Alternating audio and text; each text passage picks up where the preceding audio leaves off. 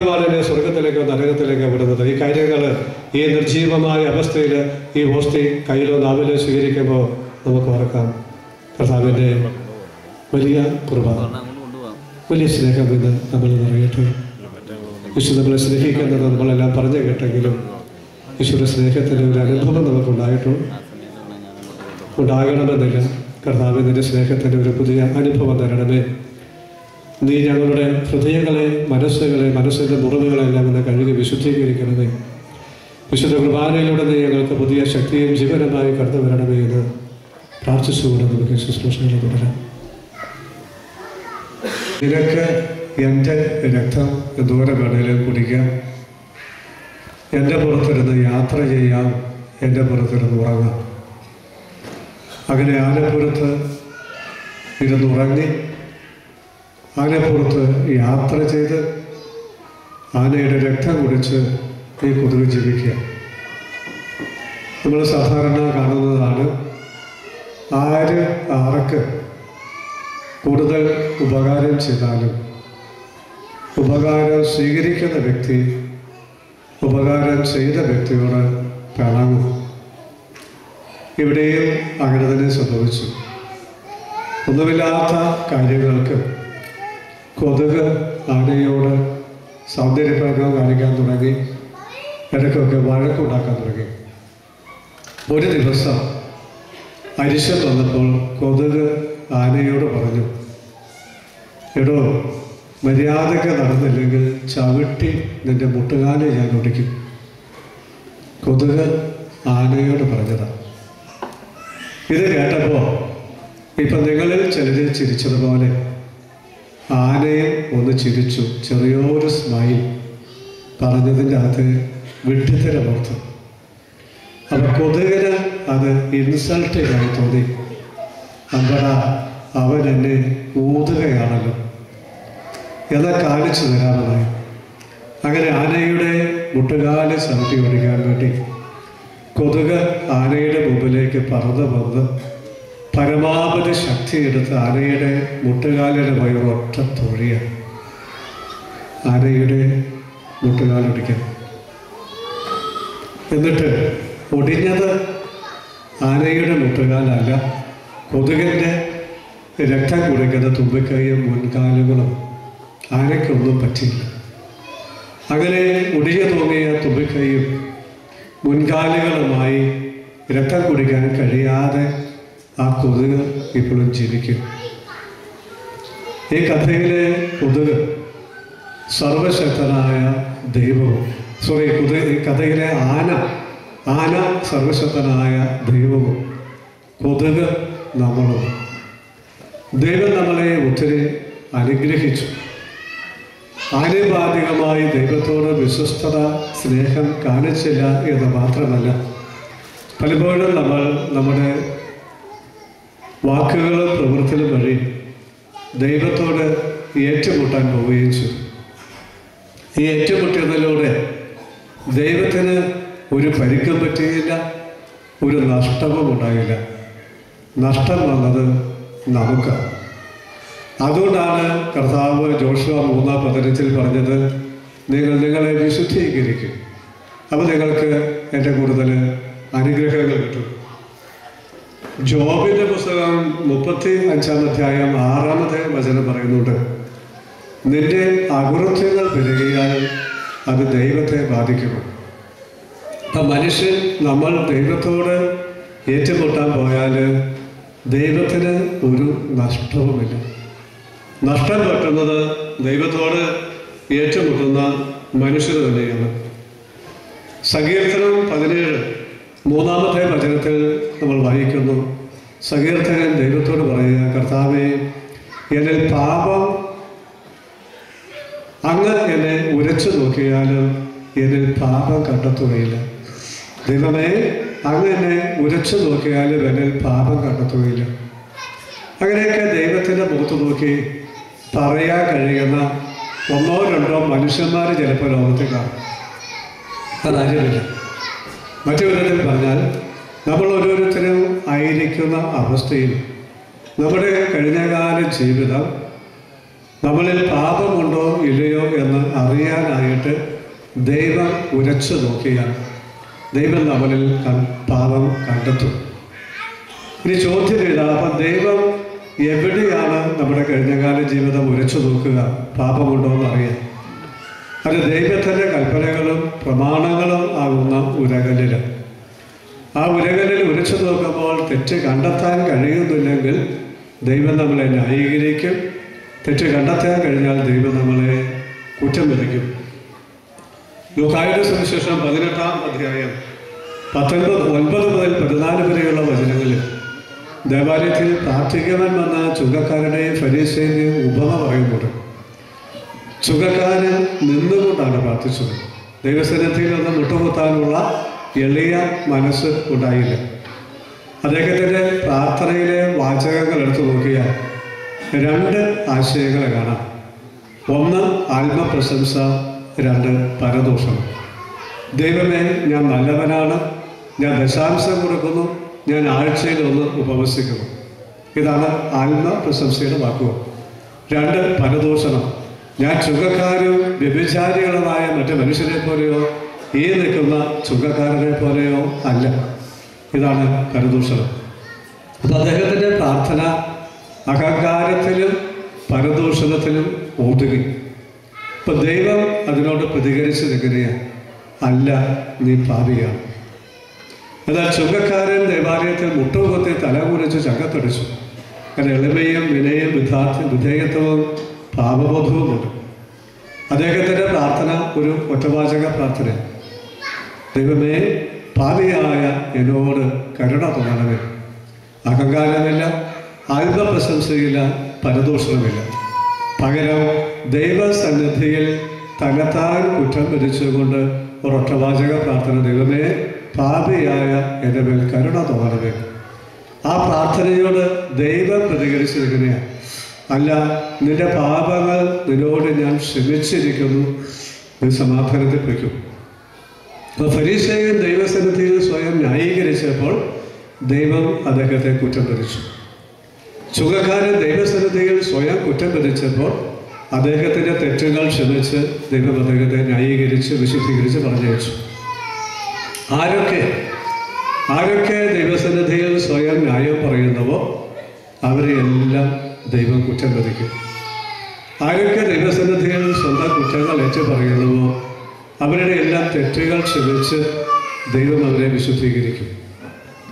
നമ്മളുടെ കുമ്പസാരക്കൂട് എന്ന് പറയുന്നത് ദൈവസന്നിധിയിൽ നമുക്ക് ഓരോരുത്തർക്കും നമ്മളെ തന്നെ കുറ്റം വിധിക്കാനുള്ള സ്ഥലമാണ്. എന്തിനാണ് ഈ കുമ്പസാരക്കൂട്ടിൽ പോയി സ്വയം കുറ്റം വിധിക്കുന്നതെന്ന് ചോദിച്ചാൽ, ദൈവം നമ്മളോട് ക്ഷമിക്കുന്നതിനും നീ സമാധാനത്തിൽ പൊയ്ക്കോ എന്ന് നമ്മളോട് പറയുന്നതിനും വേണ്ടിയിട്ടാണ്. ചുങ്കക്കാരനും ഫരീസയനുമായ ഉപമയിൽ കർത്താവ് പറഞ്ഞു, ഞാൻ നിങ്ങളോട് പറയുന്നു, ആ ചുങ്കക്കാരൻ ഫരീസയനേക്കാൾ നീതീകരിക്കപ്പെട്ടവനായി വീട്ടിലേക്ക് പോയി. കാരണം ചുങ്കക്കാരനാണ് ദൈവസന്നിധിയിൽ സ്വന്തം കുറ്റം ഏറ്റുപറഞ്ഞത്. അപ്പോൾ ദൈവം അദ്ദേഹത്തെ വിശുദ്ധീകരിച്ച് പറഞ്ഞയച്ചു. പ്രഭാഷകന്റെ പുസ്തകം 21-ാം അധ്യായം 1 മുതൽ 3 വരെ വചനങ്ങൾ നമ്മളെല്ലാം കേട്ടിട്ടുള്ളതാണ്. മകനെ, പാപം ചെയ്തിട്ടുണ്ടോ? ഇനി ചെയ്യരുത്. പഴയ പാപത്തിൻ്റെ മോചനത്തിന് വേണ്ടി പ്രാർത്ഥിക്കുക. സർപ്പത്തെ പോലെ പാപത്തിൽ നിന്ന് ഓടി അകലുക. അടുത്ത് ചെന്നാൽ അത് കടിക്കും. അതിൻ്റെ പല്ലുകൾ സിംഹത്തിൻ്റെ പല്ലുകൾ പോലെയാണ്, അത് ജീവൻ അപഹരിക്കും. പാമ്പ് കടിക്കാതിരിക്കാൻ പരമാവധി നമ്മൾ ശ്രമിക്കും. കാരണം കടി കിട്ടിയാൽ വിഷം കയറും, ചികിത്സിക്കാൻ പോകണം, ചികിത്സിച്ചാലും ഇല്ലെങ്കിലും ചിലപ്പോൾ മരിച്ചു. അതുകൊണ്ട് ഒന്നാമത് പാമ്പിൻ്റെ കടി കിട്ടാതിരിക്കാനും, രണ്ടാമത് കടി കിട്ടിയാൽ എത്രയും വേഗം ആ വിഷം ഇറക്കിക്കളഞ്ഞ് മരിക്കാതിരിക്കാനും നമ്മൾ ശ്രദ്ധിക്കും. കർത്താവ് ഈ പാമ്പിൻ്റെ കടിയോടാണ് പാപത്തെ ഉപമിക്കുക. പട്ടി കടിക്കുന്നതിനെ പറ്റി നമ്മൾ കേട്ടിട്ടുണ്ട്, പാമ്പ് കടിക്കുന്നതിനെ പറ്റി കേട്ടിട്ടുണ്ട്, പക്ഷേ ക്ഷുദ്രജീവികളെ കടിക്കുന്നതിനെ പറ്റി കേട്ടിട്ടുണ്ട്, മനുഷ്യനെ കടിക്കുന്നതിനെ പറ്റി കേട്ടിട്ടുണ്ട്. പക്ഷെ പാപം മനുഷ്യനെ കടിക്കുന്നതിനെ പറ്റി നമ്മളാരും അധികം കേട്ടിട്ട് ചിന്തിച്ചിട്ടുമില്ല. ദൈവം പറയുന്നു, പാപം മനുഷ്യനെ കടിക്കും. പാപം മനുഷ്യനെ കടിച്ചാൽ പാപത്തിൻ്റെ വിഷം ഉള്ളിൽ കയറും. ഉള്ളിൽ വിഷം കിടന്നാൽ അത് ഇറക്കിക്കളഞ്ഞെങ്കിൽ അത് മരണകാലമായി തീരും. ആ മരണമെന്ന് പറയുന്നത് ആത്മാവിൻ്റെ മരണമാണ്, നിത്യ നരകത്തിലേക്കുള്ള പോക്കാണ്. അവിടെ കർത്താവ് പറയുന്നത് രണ്ട് കാര്യമാണ്. ഒന്ന്, പാപത്തിൻ്റെ കടി കിട്ടാതിരിക്കാൻ ശ്രദ്ധിക്കണം. രണ്ട്, കടി കിട്ടി പാപത്തിൻ്റെ വിഷം കയറിക്കഴിഞ്ഞാൽ എത്രയും വേഗം ആ വിഷം ഇറക്കിക്കളയണം. ഇല്ലെങ്കിൽ നിന്റെ ആത്മാവ് മരിച്ചു പോകും. അപ്പം നമ്മളുടെ മേൽ കയറിയിട്ടുള്ള പാപത്തിൻ്റെ വിഷം ഇറക്കിക്കളയുന്ന പ്രക്രിയയാണ് നമ്മളുടെ കുമ്പസാരം. നമ്മൾ ഓരോരുത്തരും ചെയ്ത പാപങ്ങൾ, നമ്മളിൽ കടത്തിവിട്ട പാപത്തിൻ്റെ വിഷം നമ്മളിൽ നിന്ന് ഇറക്കിക്കളയുന്ന പ്രവൃത്തിക്കാണ് കുമ്പസാരം എന്ന് പറയുന്നത്. സങ്കീർത്തനം 39:11 പറയുന്നുണ്ട്, പാപം നിമിത്തം അവിടുന്ന് മനുഷ്യനെ ശിക്ഷിക്കുമ്പോൾ അവന് പ്രിയപ്പെട്ടമായ എല്ലാത്തിനെയും അവിടുന്ന് നശിപ്പിക്കും. അപ്പം നമ്മൾ പലപ്പോഴും പാപം ചെയ്യുന്നത് നമ്മുടെ ജീവിതം കൂടുതൽ നല്ലതാക്കാമെന്ന് വിചാരിച്ചു. ദൈവം പറയുന്നു, ജീവിതം നല്ലതാക്കാൻ വേണ്ടി ചെയ്യുന്ന പാപം നിന്നെയും നിനക്കുള്ള സർവ്വ നല്ലതിനെയും കൂടി നഷ്ടപ്പെടുത്തുന്ന ഒരു പ്രവൃത്തിയായിട്ട് മാറും. ജ്ഞാനത്തിൻ്റെ പുസ്തകം 4:20, ജ്ഞാനം 4:20 ഇങ്ങനെ പറയുന്നുണ്ട്, തങ്ങളുടെ പാപങ്ങളുടെ കണക്കെടുക്കുമ്പോൾ അവർ ഭയചകിതരായി ഓടിയെത്തും, അവരുടെ അകൃത്യങ്ങൾ അവരെ മുഖത്ത് നോക്കി കുറ്റം വിധിക്കും. വീണ്ടും നമ്മൾ കേൾക്കാത്ത ഒരു ചിന്ത, ജനസംഖ്യ എടുക്കുന്നത് നമ്മൾ കേട്ടിട്ടുണ്ട്, പോപ്പുലേഷൻ സെൻസസ്. കടുവയുടെയും ആനയുടെയും സെൻസസ് എടുക്കുന്നത് നമ്മൾ കേട്ടിട്ടുണ്ട്. മറ്റു നിരവധി സെൻസസുകളെ പറ്റി കേട്ടിട്ടുണ്ട്. പക്ഷേ നമ്മൾ ഓരോരുത്തരും ചെയ്ത പാപത്തിൻ്റെ സെൻസസ് ദൈവം തമ്പുരാൻ നടത്തുന്ന ഒരു കാര്യത്തെപ്പറ്റി നമ്മൾ കേട്ടിട്ടില്ല. എന്നാൽ ദൈവം നമ്മളോട് പറയുന്നു, ഞാൻ നിങ്ങൾ ഓരോരുത്തരും ചെയ്ത പാപത്തിൻ്റെ സെൻസസ് എടുക്കും. അതെടുക്കുന്നത് നീ മരിച്ച് എൻ്റെ മുമ്പിൽ എത്തുന്ന ആദ്യത്തെ നിമിഷം, അല്ലാതെ ലോകാവസാനത്തിലൊന്നുമല്ല. നീ മരിച്ച് എൻ്റെ മുമ്പിൽ എത്തുന്ന ആദ്യത്തെ നിമിഷത്തിൽ ഞാൻ നിന്റെ പാപത്തിൻ്റെ സെൻസസ് എടുക്കും. ജോബിനെ ഉദ്ധരിച്ച് നമ്മൾ പറയാറുണ്ട്, വെറും കൈയോടെ വന്ന് വെറും കൈയോടെ പോകുമെന്നൊക്കെ. അത് ശരിയല്ല. വെറും കൈയോടെ വന്നു എന്നുള്ളത് ശരിയാണ്. പക്ഷെ നമ്മൾ ആരും ഈ ലോകം വിട്ടുപോകുന്നത് വെറും കൈയോടെ അല്ല. ഭൗതിക വസ്തുക്കളെയും വ്യക്തികളെയും ഒന്നും നമ്മൾ കൂടെ കൊണ്ടുപോകുന്നില്ല എന്നത് സത്യം. പക്ഷെ ഈ ലോകം വിട്ടുപോകുമ്പോൾ നമ്മൾ മനസ്സ് വെച്ചാലും ഇല്ലെങ്കിലും ആഗ്രഹിച്ചാലും ഇല്ലെങ്കിലും കൂടെ പോരണ്ടെന്ന് പറഞ്ഞാലും 2 ഭാണ്ഡക്കെട്ടുകൾ നമ്മളുടെ കൂടെ വന്നിരിക്കും. ഒന്നാമത്തെ ഭാണ്ഡക്കെട്ടിൽ നമ്മൾ ചെയ്ത സർവ നന്മകളും സുഹൃതങ്ങളും ത്യാഗങ്ങളും.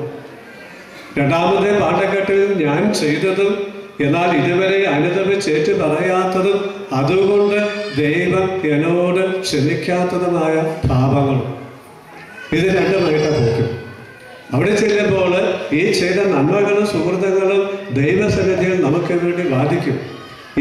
ഇവൾ ചെയ്ത നന്മയാണിതല്ല, അതുകൊണ്ട് ഇവൾ സ്വർഗത്തിന് അർഹയാണ്.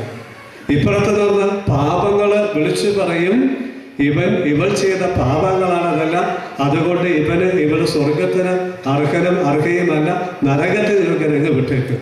അതാണ് പറയുന്നത്, തങ്ങളുടെ പാപങ്ങളുടെ കണക്കെടുക്കുമ്പോൾ ദൈവം സെൻസസ് നടത്തുമ്പോൾ അവർ എന്ന് വെച്ചാൽ നമ്മൾ ചെയ്തതും എന്നാൽ അനുദപിച്ചേറ്റ് പറയാത്തതും അതുകൊണ്ട് ദൈവം ഇതുവരെ ക്ഷമിക്കാത്തതുമായ പാപങ്ങൾ, തങ്ങളുടെ പാപങ്ങളുടെ കണക്കെടുക്കുമ്പോൾ അവർ ഭയചകിതനായി ഓടിയെത്തും, അവർ അവനെ മുഖത്ത് നോക്കി കുറ്റം വിധിക്കും. അപ്പം നമ്മൾ ചെയ്ത പാപങ്ങൾ തന്നെയാണ് നമ്മുടെ മുഖത്ത് നോക്കി നമ്മളെ കുറ്റം വിധിക്കുക. അതുകൊണ്ടാണ് യേശു പറഞ്ഞത്, ഞാൻ ആരെയും വിധിക്കുന്നില്ല, നിന്റെ പ്രവൃത്തികൾ തന്നെ നിന്നെ വിധിക്കും. അപ്പം നമ്മൾ ചെയ്തതും അനുദപിച്ചേറ്റ് പറയാത്തതും ദൈവം ക്ഷമിക്കാത്തതുമായ സർവ്വ പാപങ്ങളും നമ്മുടെ കൂടെ വരും. അത് നമുക്കെതിരെ ദൈവസന്നിധിയിൽ സാക്ഷ്യം പറയും. ഇത് നമ്മൾ ഓരോരുത്തരും അഭിമുഖീകരിക്കാൻ പോണ വലിയൊരു പ്രശ്നമാണ്. എന്നാൽ ഞാൻ പറഞ്ഞ 2 ഭാണ്ഡക്കെട്ടുമായി പോകുന്നതെന്ന്, ഇതിൽ പാപത്തിൻ്റെ ഭാണ്ഡക്കെട്ട് ഒഴിവാക്കി ഈ ലോകം വിട്ടുപോകാൻ നമുക്ക് കഴിയും. സുഹൃത്തുക്കളുടെ ഭാണ്ഡക്കെട്ട് എങ്ങനെയാണെങ്കിലും കൂടെ വരും. പക്ഷെ പാപത്തിൻ്റെ ഭാണ്ഡക്കെട്ട് കൂടെ കൊണ്ടുപോകാതിരിക്കാൻ നമുക്ക് കഴിയും. അതിന് ചെയ്യാവുന്ന ഒറ്റ കാര്യമേ ഉള്ളൂ. ഒന്ന്, പാപം ചെയ്യാതിരിക്കുക.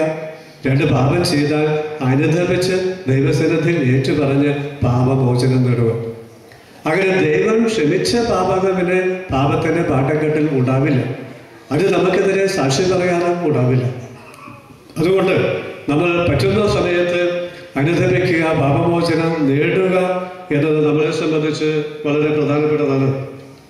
ജെറമ്യ 2:19 നമ്മൾ വായിക്കുന്നത്, നിന്റെ തന്നെ ദുഷ്ടതയായിരിക്കുന്നതിനെ ശിക്ഷിക്കുക, നിന്റെ അവിശ്വസ്തതയായിരിക്കുന്നതിനെ കുറ്റം വിധിക്കുക, നിന്റെ കർത്താവായ ദൈവത്തെ ഉപേക്ഷിക്കുന്നത് എത്ര ദോഷകരവും കയ്പ് നിറയുന്നതാണെന്ന് നീ അനുഭവിച്ചറിയും. ഇത് അനുഭവിച്ചറിയുക ദൈവം നമ്മളെ കുറ്റം വിധിച്ച് നരകത്തിലേക്ക് വിടുന്ന സമയത്തായിരിക്കും. അതുകൊണ്ട് നമ്മളെല്ലാവരും ദൈവസന്നിധിയിൽ പാപമോചനം നേടേണ്ടവരാണ്. പാപം ചെയ്തു കഴിഞ്ഞാൽ പാപമോചനം നേടാനായിട്ട് 2 വ്യവസ്ഥകളാണ് ദൈവം മുമ്പിൽ വെച്ചത്. ഒന്ന്, പാപങ്ങളെ ഓർത്ത് അനുദപിക്കുക. 2, അവ കുമ്പസാരത്തിൽ ഏറ്റുപറയുക. മറ്റു വിധത്തിൽ പറഞ്ഞാൽ അനുതാപത്തോടു കൂടിയ ഏറ്റുപറച്ചിൽ വഴി നമുക്ക് പാപത്തിൽ നിന്ന് മോചനം നേടാം. ഇനി അനുതാപത്തോടു കൂടിയ ഏറ്റുപറച്ചിൽ എന്ന് ഞാൻ മനഃപൂർവ്വം പറഞ്ഞത്. നിങ്ങൾക്ക് വേറെ ചിന്തിക്കാം, അല്ല ചോദിക്കാം, അനുതാപം ഇല്ലാതെ ആരെങ്കിലും കുമ്പസാരിക്കാൻ പോകുമോ? അനുതാപമില്ലാതെ കുമ്പസാരിക്കുമെന്ന് എനിക്ക് 2 തെളിവുകളുണ്ട്. ഒന്നാമത്തെ തെളിവ്, എൻ്റെ ചെറുപ്പകാലത്ത് ഞാൻ നടത്തിയ കുമ്പസാരം. അപ്പോൾ പിന്നെ തർക്കമില്ല. അമ്മ നിർബന്ധിച്ചുകൊണ്ട് മാത്രം പള്ളിയിൽ പോയി കുമ്പസാരിച്ചിരുന്ന വ്യക്തിയാണ് ഞാൻ. ആ കുമ്പസാരം ഏകദേശം എങ്ങനെയായിരുന്നു? ഇത് ഒരു ഇനി കുമ്പസാരം അടിച്ചു വിളിച്ച് വഴക്കുറി ഒത്തുകുറിച്ച് വിളിപ്പിച്ച് നിറ പറഞ്ഞു ഇറങ്ങി പോവുക.